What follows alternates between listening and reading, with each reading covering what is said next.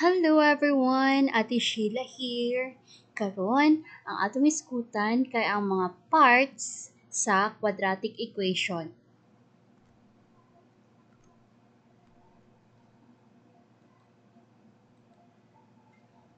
Una, mao ni siyang ato standard form, di ba? Ax squared plus bx plus c equals 0. Now, kabalo ba mo guys nga ma-separate nato ang mga terms sa mathematical expressions gamit ang plus o minus nga sign? Okay. Diri sa ato expression, unsa may gigamit nga sign? Plus ba or minus? Yes. Sa diri nga expression ang atong gigamit nga sign kay ang plus. So dili na ta maglisod guys pag bahin-bahin sa ato expression. Unya pag mabahin nato ang expression then into terms then dili na ta maglisod pag ila-ila kung asa diri ang mga parts sa quadratic equation.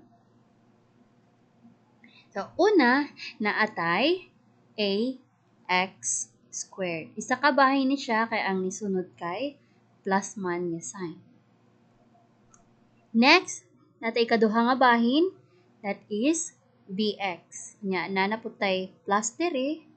So, ang ato ikatulong nga bahin kay c. So, unsa raman di ay itong parts nato sa quadratic equation? Kaning ax squared, mao di gitawag nato nga quadratic term. Nya kaning plus bx, mao ni siya ang ato gitawag nga linear term. Ug kaning plus c, mao ni ang gitawag nato nga arithmetic or constant term. Magsugod ta sa quadratic term. Ax squared. Nganong gitawag man ni quadratic term ang ax squared? Matod pa diri, a term kuno with a degree of 2, mao ni siya ang quadratic term. So kung lantawon ni nato si letter x, usa iya exponent, diba? 2. Again, kung ang iya exponent gani or degree kay 2, mao na ang ato gitawag nga quadratic term. So dili ta magbase sa posisyon sa term.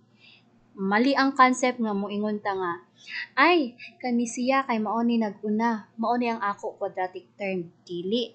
Kay kung mao nang imo basihan, kung sa posisyon ka magbase, mamali ang imo answer. So kinahanglan adto gid ka magbase sa ato exponent. Okay, tapos na ta sa quadratic term. Ato na punta sa linear term.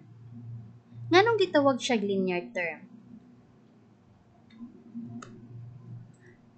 Ingon dire, linear term is a term with a degree of 1. Dire sa bx, nawa mo nakita nga degree nga 1 or nawa exponent nga 1? Okay, again, kung walay exponent ang ato variable, understood na siya nga na ay 1.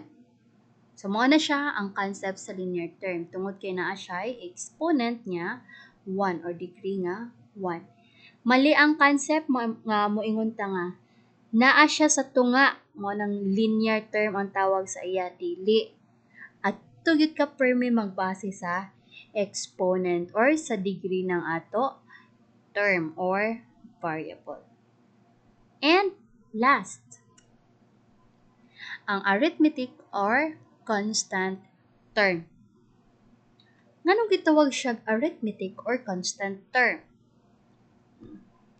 Arithmetic or constant term is a term that does not contain any variables. Put pasabot nga ang ato constant term wala daw na siyay mga variables or mga letters. O kaning C, usa man ni ate, letter man lagi ni, ingon diri walay variables pero kaning C letter man lagi ni.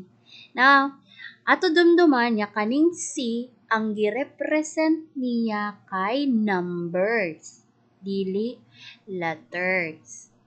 So mo nang gitawag nato siya nga constant term. Kay number ra ni siya diri, walay variable nga natapat.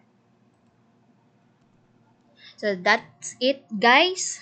Mora to ang parts of a quadratic equation. Again, natay quadratic term, natay linear term, o natay constant term. Quadratic term kay ang exponent 2, linear term kay ang exponent niya 1, o constant term kay wala siya tapat niya variables. I hope natay nasabtan. Salamat. Kung magbinisaya ta, magkasinabot ta.